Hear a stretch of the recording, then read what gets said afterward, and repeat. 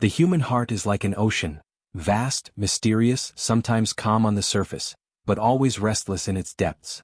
When a woman hides her feelings, she doesn't say what she feels.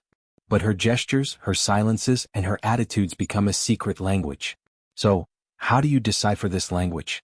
How do you read between the lines of her veiled emotions? Today, I will reveal to you 5 subtle behaviors that a woman adopts when she hides her feelings. Get ready for a journey through psychology, philosophy, and inner truth. 1. The eloquent silence. She will say nothing. And yet, in that nothing there is everything. The silence she chooses is not an absence of words, but an invisible presence that weighs heavy, that speaks louder than any speech. You've surely noticed, when someone remains silent while their heart is screaming, the air around them becomes denser. Words are missing, but the emotion itself becomes palpable, almost tangible. The silence of a woman who hides her feelings is a riddle, but also a revelation. It resembles a sea calm on the surface, while beneath, waves crash with a force no one suspects. She sometimes smiles, averts her eyes, changes the subject, but behind that quiet mask, there is a storm waiting to break. Why does she choose silence? Perhaps out of modesty, perhaps out of fear, perhaps because once spoken, words become irreversible. Silence, on the other hand, leaves room for doubt, for interpretation. And sometimes, it is safer to remain silent than to risk laying bare a truth one is not ready to face. Silence is not empty. It is full of subtle messages. There is the silence that soothes, the silence that wounds, the silence that protects, and the silence that pleads. When she chooses to say nothing, it is not because she has nothing to say, but because her words are too heavy to cross her lips. Silence is sometimes the most powerful of replies. Persian proverb. And if you think about it, this proverb speaks not only of the absence of words, but of the power of silence. That power that makes one reflect, that forces the other to wonder, what is she not telling me? What am I not hearing? Picture a scene of everyday life. A dinner among friends. Everyone is talking, laughing, sharing. And then there is that fleeting moment when she falls silent, her gaze drifts away, her smile freezes. It lasts only a second, but that second says more than all the voices around the table. It is like a crack in the wall, a flaw in the mask. And if you pay attention, you can hear it, that silence. You can almost hear her heartbeat, her hesitations, her stifled words. So I ask you, how many times have you ignored a silence when it was saying everything? Let us reflect on this idea for a moment. When you face a silent person, what happens within you? Impatience? The urge to fill that void with your own words? Or the unease of guessing what that silence conceals? Silence is a mirror. It reflects your own fears, your own lacks, your own desire for control. That is why it is so powerful. For her, this silence may be a way of protecting what she feels. For as long as she says nothing, nothing is final. As long as she keeps the secret within, she keeps a form of control. To say, I feel, would be like opening a door without knowing what lies beyond. But to remain silent is to keep that door closed, even if the heartbeat behind it grows deafening. Imagine a conversation with her. You ask her something simple, but her answers are brief. You sense that her eyes shine, that she wants to say more, but her lips remain sealed. This silence is not a refusal. It is a language. A subtle language that says, I am here. I carry something inside me. But I cannot say it. Not yet. Silence then becomes a trial. For her, as she struggles with her own emotions. For you, as you try to grasp the meaning of what is left unsaid. And in that invisible tension, a depth is born that words could never reach. Some philosophers have seen in silence a form of wisdom. For mystics, silence is a bridge between the soul and the unseen. But here it also becomes a shelter, an armor. Because to say, I love you, to say, I suffer, to say, I want, is to bare oneself, to risk rejection, pain, or misunderstanding. And sometimes silence feels gentler than the truth. Silence is the friend who never betrays. Confucius. She may remain silent because her feelings are too precious to be exposed, too fragile to be delivered to the harshness of the outside world. She prefers to keep them like a sacred secret, an inner treasure. Yet within her silence, she hopes that someone will know how to see, how to hear what her words dare not say. So I ask you this question. When you are faced with someone's silence, do you have the courage to truly listen to it? Not to project your own fears into it, but to dive in, to welcome it as a subtle truth? For silence, more often than not, is not a wall. It is a door left ajar. The only question is, will you dare to walk through it? 2. The hidden observation. When a woman hides her feelings, she does not reveal them through declarations, but through fleeting glances, barely perceptible gestures, and meaningful silences. She doesn't talk much, but she observes. And this observation is not neutral. It is a quest, a silent investigation where every detail becomes a piece of a puzzle she tries to put together. She looks not only at your words but also at what lies behind them. She examines your tone, your pauses, your contradictions. She searches in your gestures for the trace of what she hopes for, proof that what she feels is not one-sided. For when the heart burns but the mouth remains silent, the eyes become sentinels. Behavioral psychology makes it clear. The body expresses what the mind tries to conceal. Lies, indifference, forgetfulness, these can all disguise themselves in verbal language. But the gaze, it always betrays. This is why a woman hiding her emotions unconsciously starts analyzing your microexpressions, those minute movements of your eyes, your lips, your eyebrows. A smile that lasts 1 second too long. A glance that escapes too quickly. A barely noticeable frown. All of these become, for her, precious clues. The eye is the mirror of the soul. Cicero. This phrase, simple yet profound, sums up what any attentive observer already knows. The eyes reveal more than words. When she looks at you, she is not merely trying to see your face. She is trying to read your soul.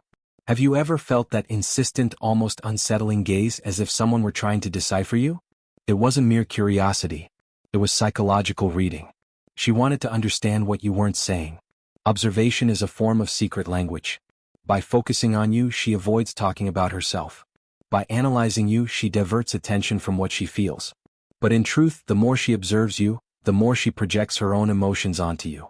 She interprets your reactions according to her desires, her fears, her expectations. And here lies the complexity. The human mind does not simply see, it interprets. Two people may observe the same gesture and draw two entirely different conclusions. When a woman hides her feelings, her observation is never neutral. She looks for confirmation, for reassurance, sometimes for contradictions that unsettle her even more. She asks herself, why did he smile when he heard that name? Why does he avert his eyes when I speak? Why does he seem nervous when I get close? Every detail becomes an enigma. Social psychology teaches us that observation is a defense mechanism. When someone feels vulnerable, they prefer to analyze before acting. By observing, she takes control of the situation. She places herself in the role of the one who understands, rather than the one who reveals herself. Thus, her repeated glances are not only a sign of interest but also of caution. She wants to be sure, before leaping into the unknown, that the other will not betray her. Observation then becomes a strategy of adaptation, a way to reduce emotional risk. But what is fascinating is that this observation is reciprocal. While she scrutinizes your gestures, you feel her gaze, you notice her silences, you sense that there is something. And suddenly, the simple exchange of looks becomes a silent dialogue. A prolonged gaze can be a silent confession. A fleeting glance can be a clumsy defense.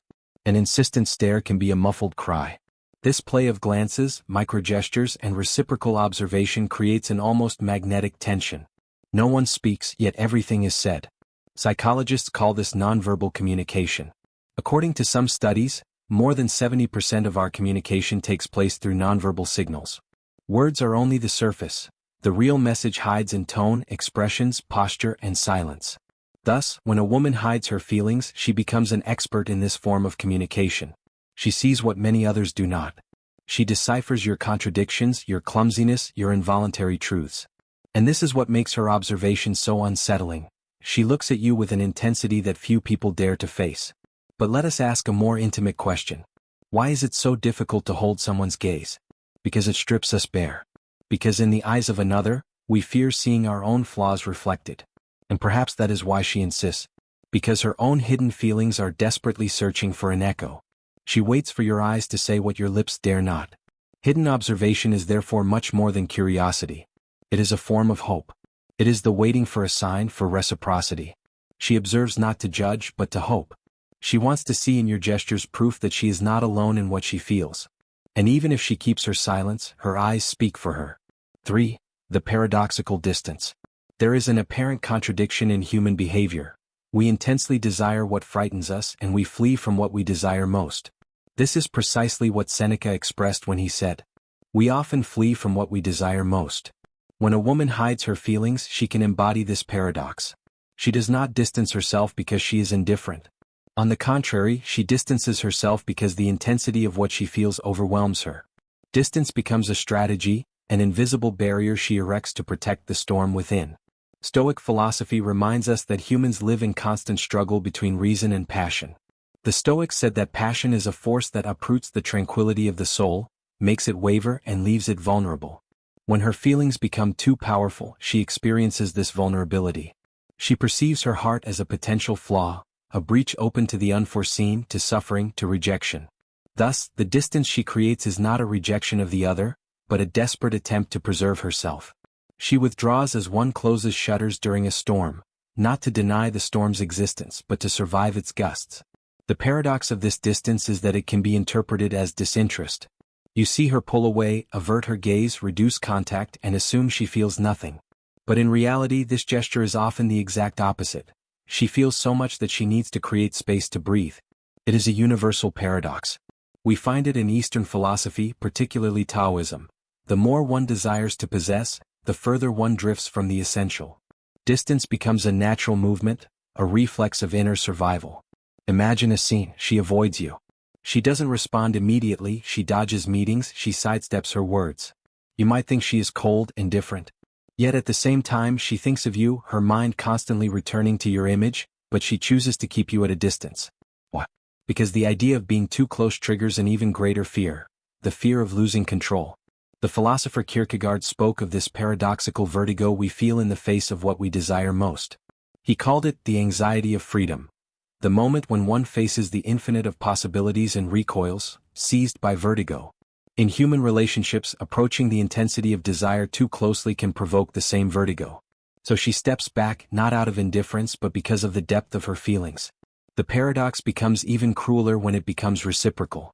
By distancing herself, she can provoke the same reaction in you. You think, since she pulls away, I will also take my distance.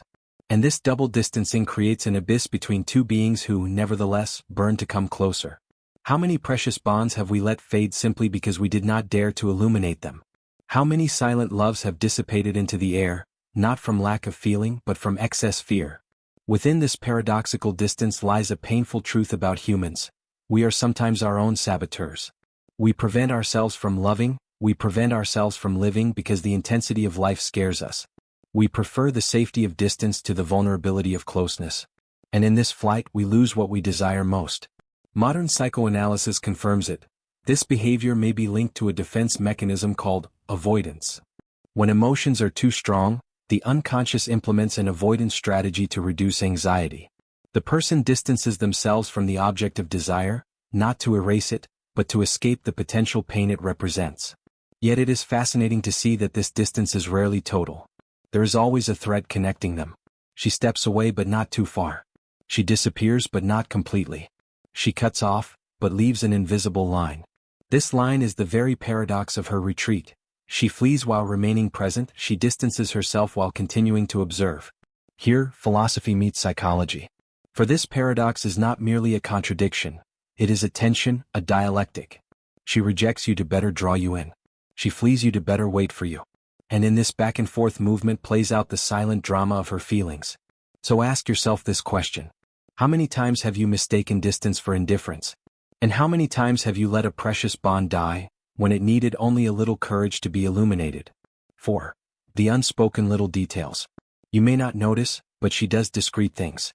Tiny gestures, almost invisible, which seem meaningless when looked at individually, but when put together, tell a silent story. She remembers your words, even those you spoke casually. Perhaps you mentioned a movie you like, a song that calms you, or even a drink you always order without thinking. She doesn't forget. And later, she will slip that detail into a conversation, as if nothing happened, as if it were a coincidence. But it's not a coincidence, it's attention. An innocuous message sent at just the right moment. A subtle remark proving that she knows you better than you imagine. A question asked with troubling precision. Didn't you say you had to meet that person today? How did it go? You didn't even notice, but she remembered. It is in these details that truth hides. Secret love is often an art of subtlety. It is the little things that build great stories. Paulo Coelho. If you think about it, sincerity is not found in grand declarations. It is in the small gestures, the ones no one notices except you. Imagine this scene. It's raining. You went out together, but you didn't bring an umbrella. She quietly moves a little closer, sharing hers without saying a word. She laughs as if it were mere coincidence, but in reality this gesture means much more. I want you to stay safe. Or that moment when you're tired and without being asked she hands you a coffee just the way you like it, less sugar or more cream. It's not a coincidence. She remembered. She observed. She retained. These discreet gestures are fragments of a silent confession. They express what words keep hidden. There is a great delicacy in this art of detail. Because she does not want to betray herself, she acts in small touches, like a painter sketching a canvas with light, invisible strokes from afar, but which give the work its full depth up close. And therein lies the beauty. These details seem insignificant to the world, but to the one who knows how to see, they are proof. They are the silent translation of an attachment that finds no words. Have you ever received a compliment unrelated to your appearance or visible achievements, but about something tiny that you thought no one noticed? Like, I love the way you squint when you think, or, you have a particular way of placing your hand on the table when you're focused. These remarks are the traces of her attentive observation. She sees what others ignore. She notices what you don't even notice yourself. Because she looks at you with a different intensity because for her, every detail matters. What is striking is that these little details are not only signs of memory. They are also signs of genuine presence. In a world that moves fast, where relationships are consumed like fleeting distractions, she takes the time to truly see you. And isn't that what true love is? To be seen. To be noticed. To be recognized even in your small habits, quirks, and vulnerabilities. These details are ways of saying, I noticed you. You are not invisible. You matter to me. Think for a moment. What if the greatest declarations of love were never spoken in words? What if they were contained in these imperceptible gestures? These attentions that seem so simple but reveal a world of tenderness. A glass of water placed in front of you before you even asked. A smile that appears at the exact moment you need it. A phrase echoing your own words as if to say, I heard. I did not forget. The unspoken little details are like white stones scattered along a path. If you know how to see them, they guide you to the truth. If you ignore them, you risk missing a precious story. They are discreet, fragile, yet incredibly powerful. For in their simplicity lies an intensity that 1,000 words could never equal. 5. The contradictions of the soul. She laughs, yet her eyes cloud over. She says no, yet her gestures say stay.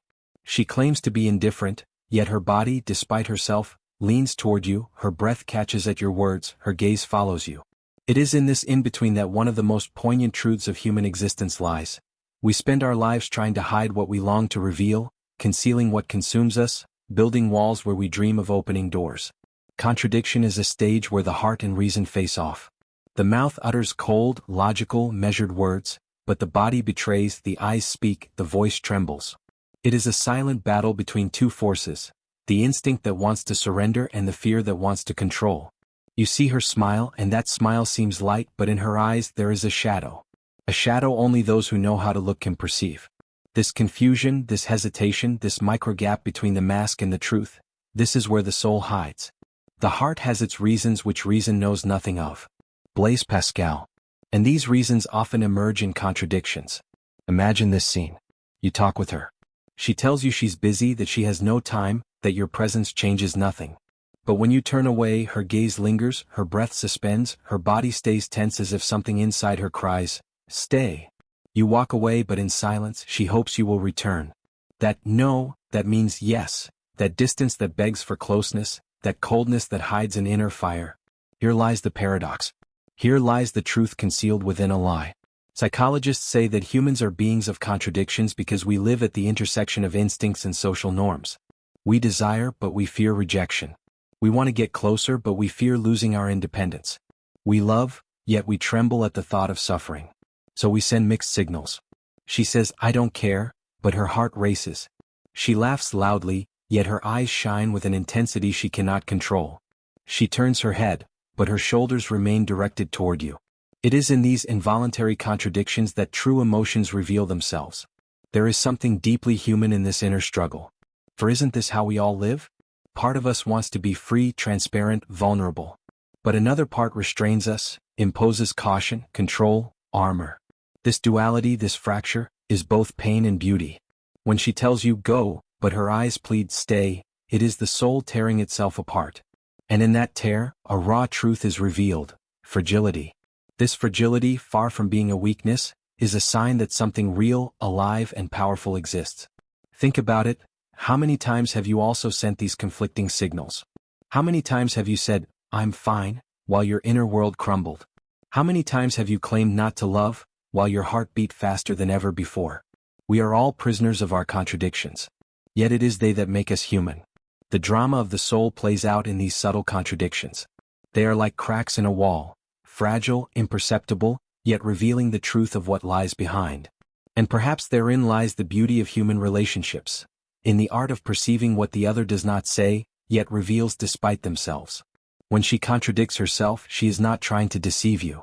She is trying to protect herself. She struggles to maintain control over a heart that is already slipping away. She fights between the desire to be authentic and the fear of being hurt. What if behind every contradiction lies the truth we refuse to face? What if these inconsistencies are not mistakes, but disguised confessions? What if the deepest truths are never spoken directly, but expressed through gestures that betray, glances that plead, words that contradict? When a woman hides her feelings, she does not erase them. She expresses them differently, through her silences, her looks, her paradoxes, and her contradictions. To understand these signs is not merely to uncover a secret. It is to dive into the deepest enigma of humanity, the heart. So, next time you sense a mystery in someone's gestures, remember, sometimes what is left unsaid is truer than all that is spoken.